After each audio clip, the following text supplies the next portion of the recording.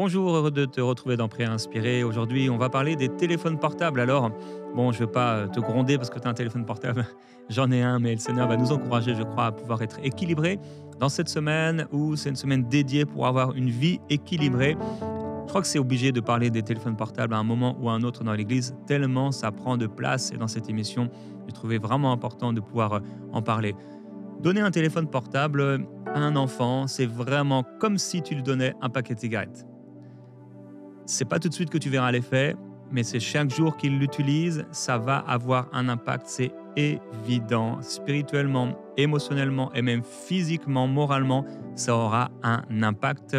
On va parler aujourd'hui de l'utilisation des téléphones portables. On va commencer avec la pensée du jour, donc en parlant de l'addiction de Samson. Comme chaque mardi, on partage la particularité d'un personnage biblique. Et aujourd'hui, on va parler de cette addiction qu'avait Samson dans sa vie. Pas le téléphone portable, mais c'était notre addiction.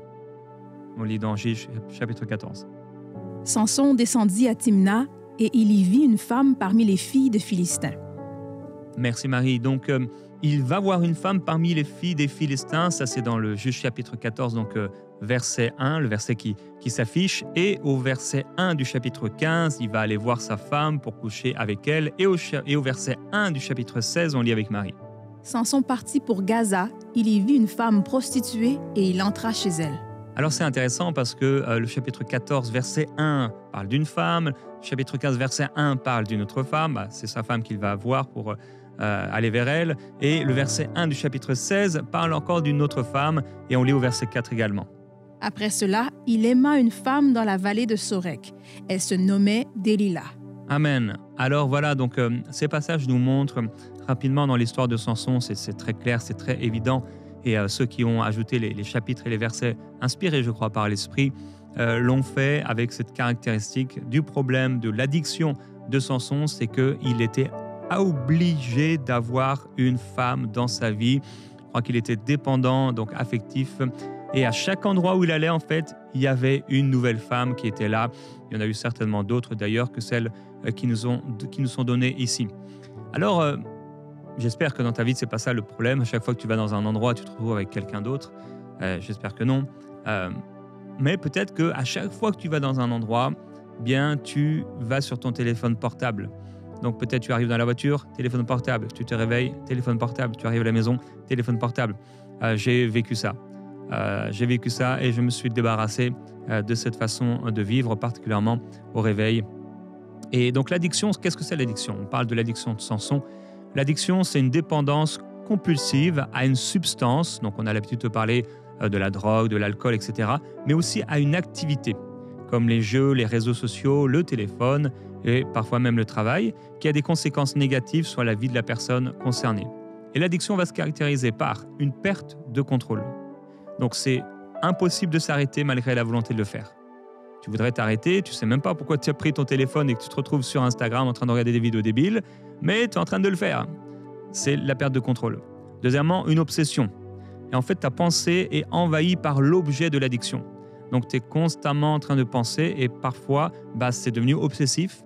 Tu te réveilles et tu ne sais pas pourquoi, mais tu as envie d'aller sur ce téléphone. Troisièmement, un impact négatif, donc détérioration de la santé, des relations, du travail, de la vie spirituelle. Auparavant, tu te réveillais, tu priais, mais maintenant, tu vas sur ton téléphone. Auparavant, même aux toilettes, tu priais, mais maintenant, aux toilettes, tu as ton téléphone. Auparavant, en fait, à chaque moment que tu l'utilisais pour pouvoir prier. Aujourd'hui, tu es sur ton téléphone. Eh bien, tu rentres exactement dans cet impact négatif. Et si tu as été trop loin même dans l'utilisation de ce téléphone, il est même possible que maintenant, tu te réveilles et tu es un peu amorphe, tu es un peu constamment amorphe, tellement, tu te nourris, tu gobes, tu manges ces choses, donc les réseaux sociaux et autres.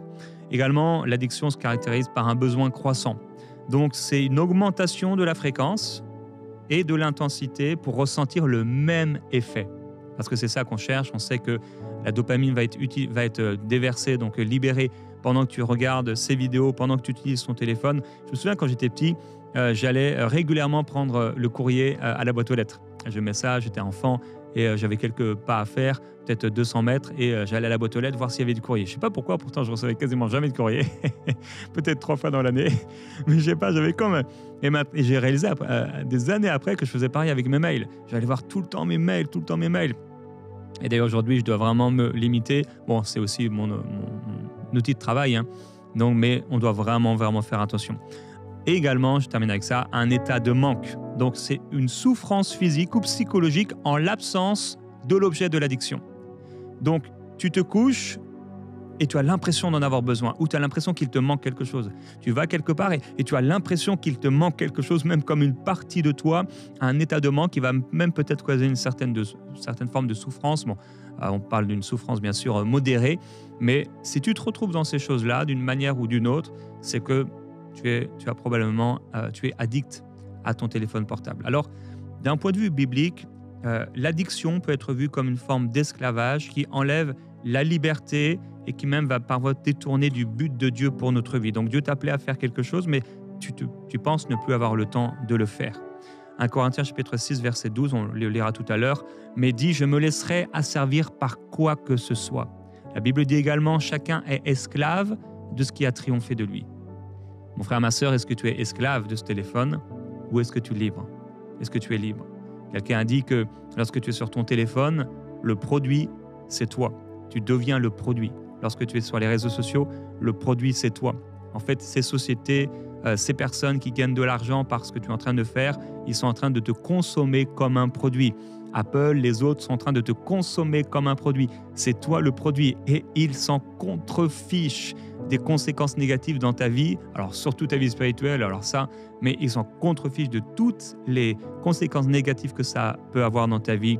Nous voulons vraiment que Dieu puisse nous éveiller, avoir une vie équilibrée et ça passe aussi par la gestion de ce téléphone. J'aimerais qu'on puisse prendre un temps, simplement alors que Marie va chanter, déclarer la parole, juste et avant l'encouragement du jour, essaie de réfléchir combien de temps tu passes par jour sur le téléphone et est-ce que tu ne pourrais pas diminuer un peu dans le nom de Jésus-Christ, que Dieu te donne l'équilibre.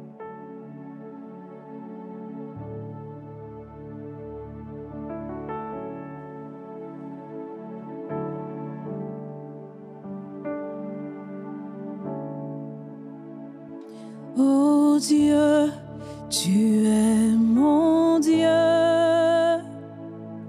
et je te louerai toujours. Oh Dieu, tu es mon Dieu, et je te louerai toujours. Oh Dieu, tu es mon Dieu, et je te louerai toujours. Oh Dieu, tu es mon Dieu, et je te louerai toujours. Je te chercherai le matin, j'apprendrai à marcher dans tes voies, et pas par pas tu me conduis. Je te suivrai toute ma vie.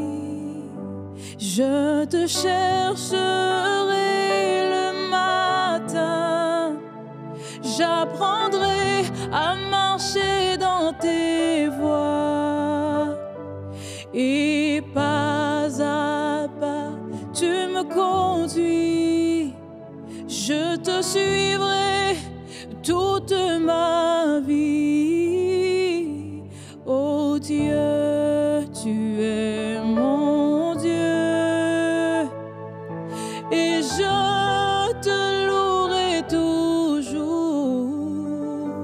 Oh Dieu, tu es mon Dieu, et je te louerai toujours. Toujours. Amen. Pas à pas, on veut vraiment suivre les voies du Seigneur. Les voies du Seigneur. Alors, merci Marie. Je veux partager avec toi, continuer de partager sur l'utilisation de ce téléphone portable. Déjà, il faut savoir qu'il y a des entreprises multimilliardaires avec des toutes sortes d'ingénieurs et autres qui ont réfléchi et qui ont fait en sorte que toi et moi, qu'on soit addicts de ce téléphone. Il y a eu des réflexions qui ont été faites pour que l'humanité entière, le maximum d'hommes et de femmes sur la Terre, puisse ne plus se passer de ce téléphone. Ça a commencé par l'intégration de l'appareil photo. On a mis l'appareil photo et waouh, plus besoin de l'appareil photo. Ce téléphone fait des photos qui sont bien meilleures que ce qu'on avait autrefois avec un appareil photo où il fallait développer les photos, etc. Même le numérique. Le réveil, on a mis le réveil, bien sûr, avant cela même. Donc, le réveil, si tu utilises ton téléphone comme réveil, ça peut être une mauvaise idée. L'agenda. Donc, en fait, et bien sûr, par la suite, tout ce qui est moyens de communication, à l'époque MSN ou autre, maintenant WhatsApp, également toutes les actus. Bref, on peut tout faire, ou presque, sur ce téléphone. Donc, il y a des gens qui ont étudié les choses pour que tu deviennes le produit, que je devienne le produit. Et que finalement, donc, on soit addict. Alors, en tant qu'enfant de Dieu, on se retrouve à vivre en 2025.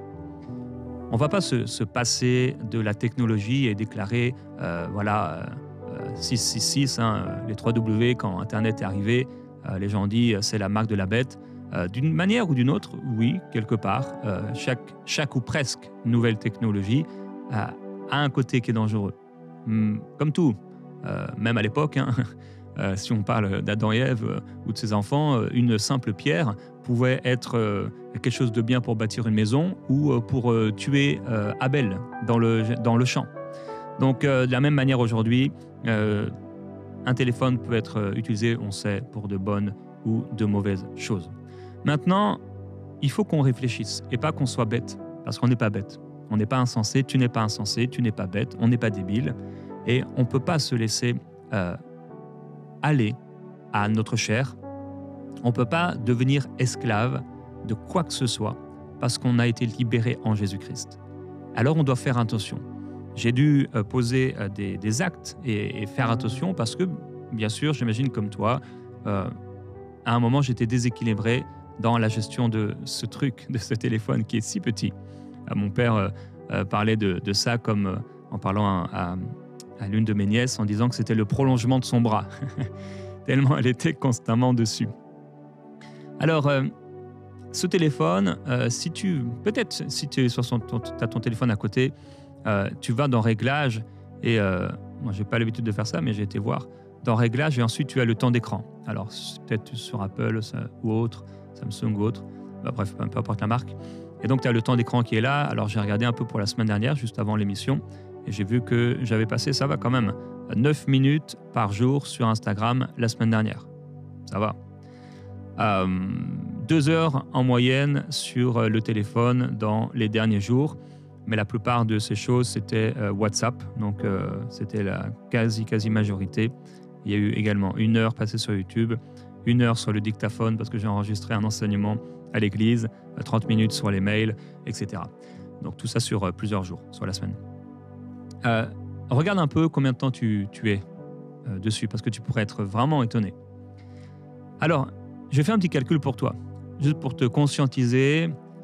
Si tu utilises ton téléphone 4 heures par jour, en fait, c'est la moyenne en ce moment en France, mais aussi dans d'autres pays, dans pas mal de pays, en fait, c'est la moyenne. Alors, ça se situe entre 3 heures et 4 heures ou beaucoup plus.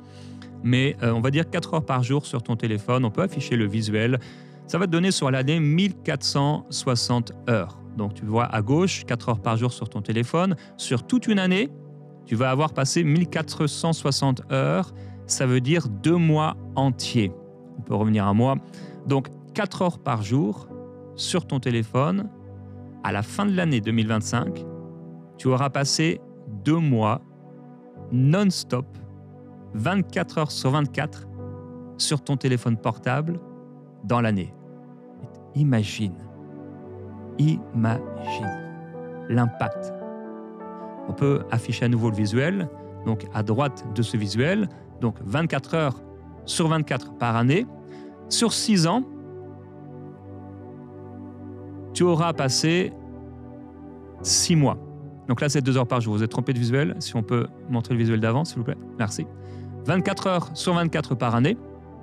Donc sur 6 ans, tu auras passé 1 an entier Un an entier sur ton téléphone. Mais t'imagines, c'est-à-dire qu'au bout de 6 ans, j'aurais passé, on peut revenir, donc au bout de 6 ans, j'aurais passé une année comme ça. En plus, en général, on n'est pas en train de regarder au téléphone comme ça.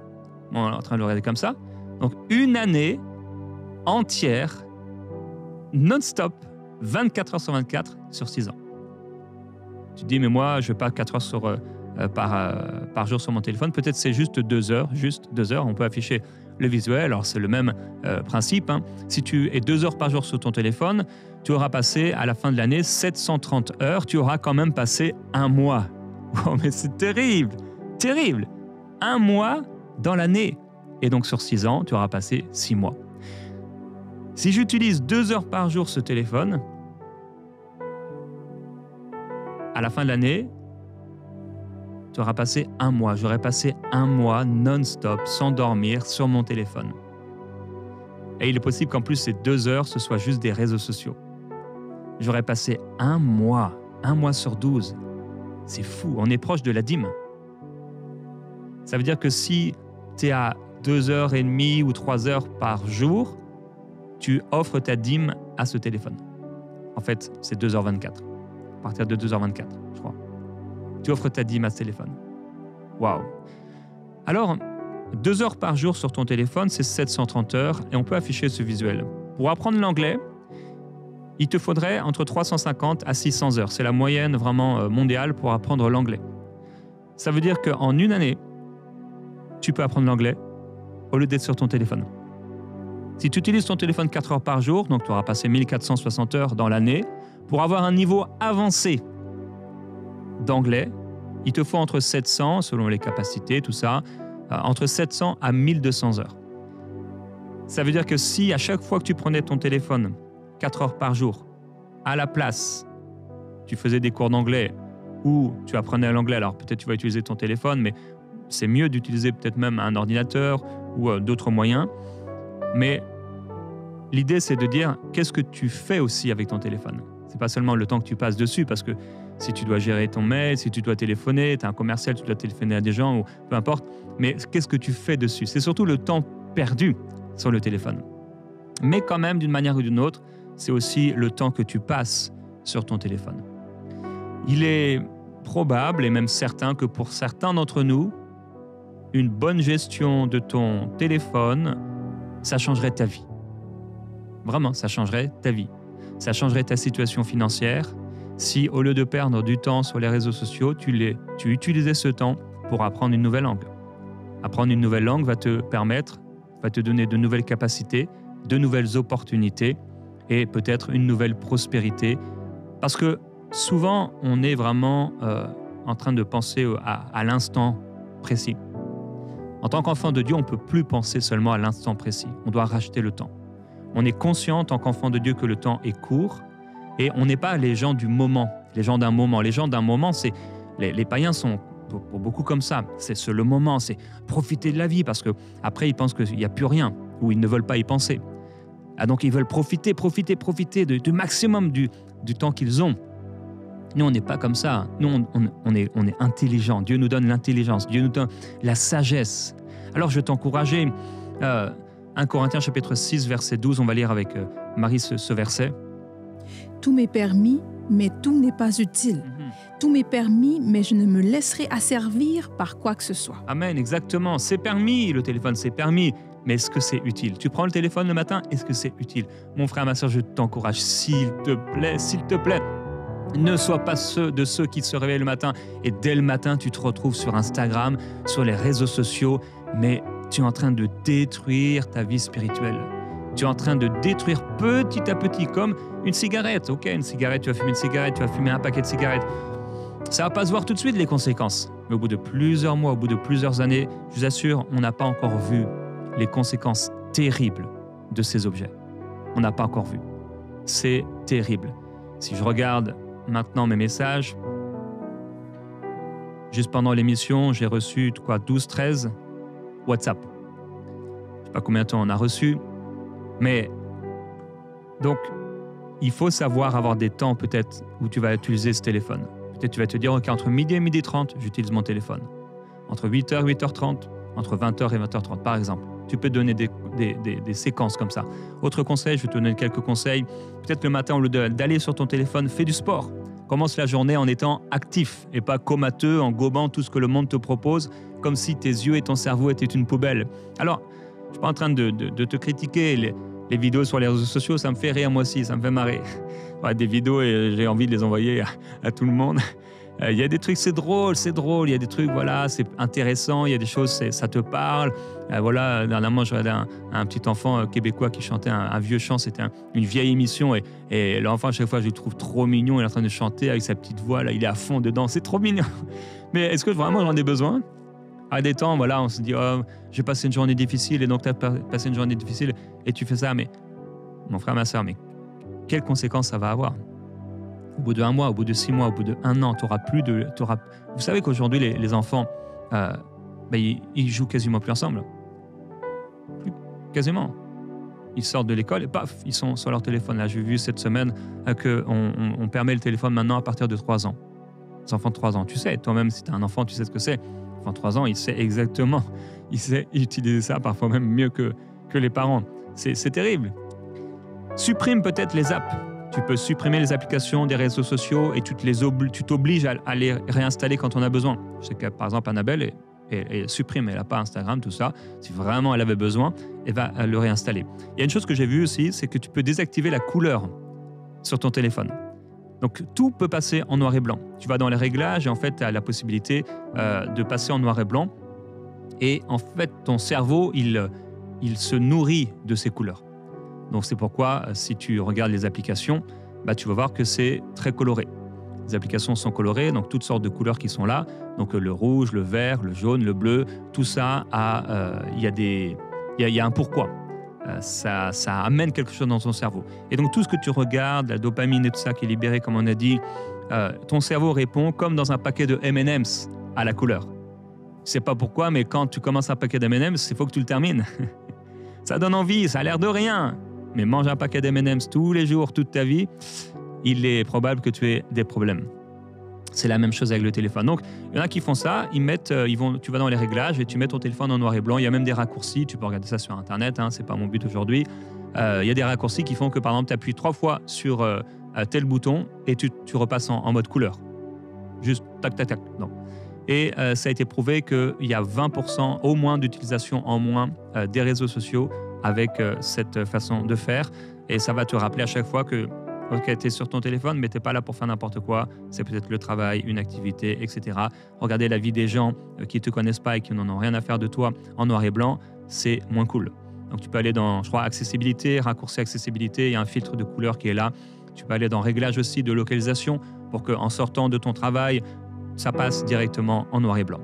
Alors, aujourd'hui, c'est les téléphones. Aujourd'hui, on va prendre un peu moins de temps de prier. Alors, on se dit, bon, ça aurait été l'occasion de prier, mais je vais te laisser le temps surtout de prendre une décision. C'est des fois, la prière, c'est prendre une décision. Le Seigneur est en train de te parler et tu prends la décision. Qu'est-ce que je vais faire avec? Pas écouter la parole seulement et par des faux raisonnements, se dire non, ok.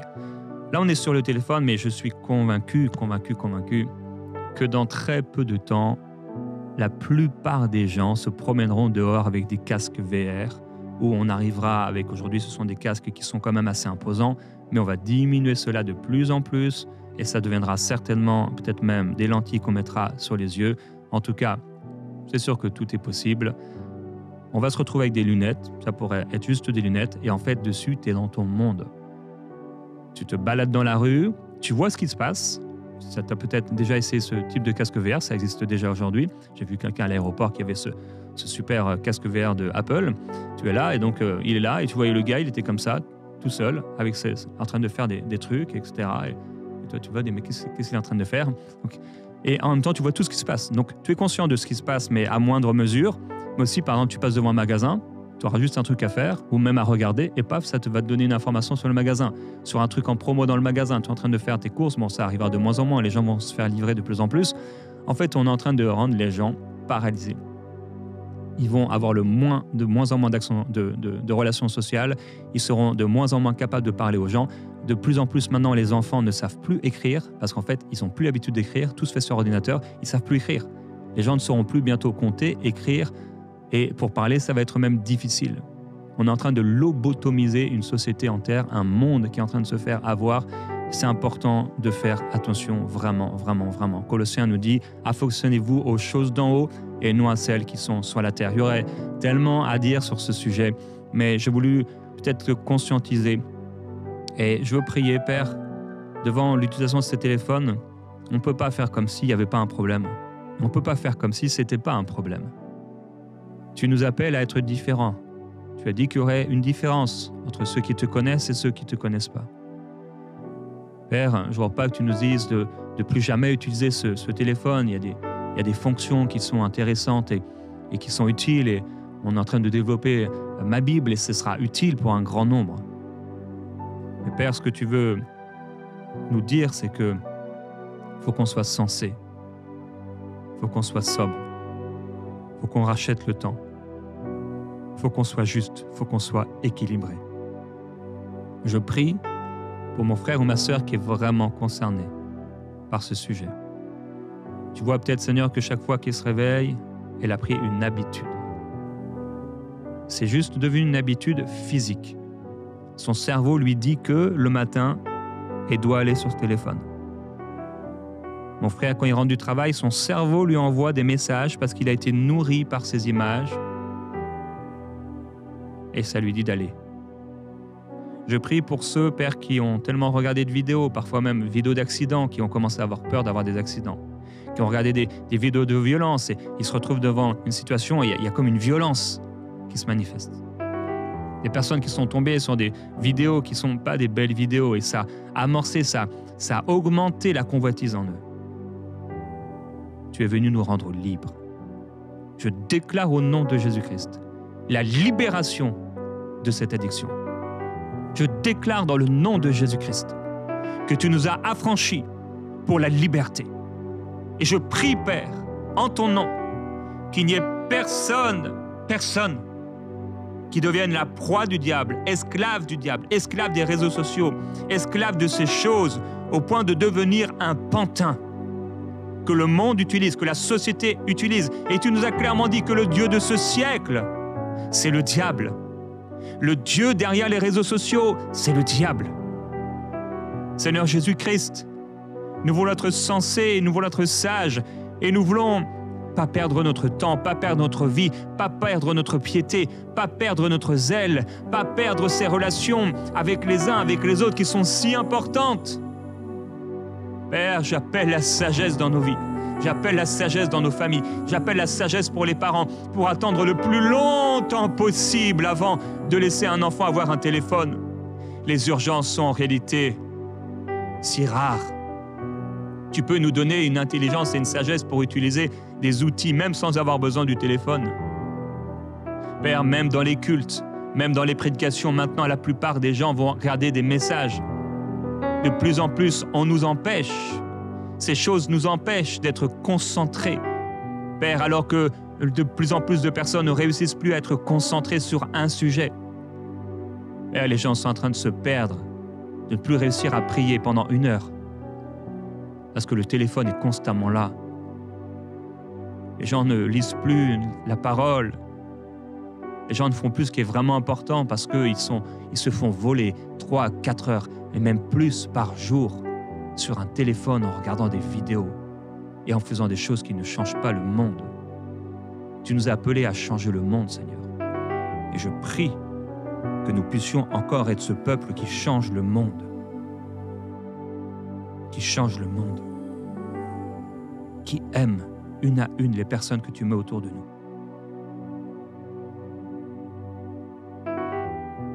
Saint-Esprit, donne-nous ta sagesse. Dis-lui, Seigneur, donne-moi ta sagesse. Remplis-moi de ta sagesse. Aide-moi à être équilibré. Je renonce à tout déséquilibre.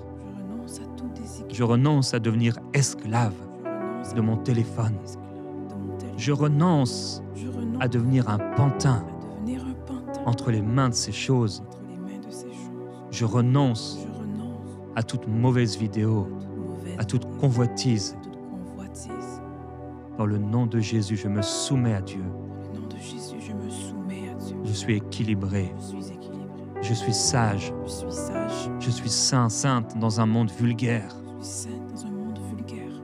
Dans le nom de Jésus. Dans le nom de Jésus. Père, j'ai en quelques mots partagé des choses ici et là un peu fouillis, mais ton esprit, je crois en la puissance de ton esprit pour travailler dans nos cœurs de manière surnaturelle et provoquer dans nos pensées un changement.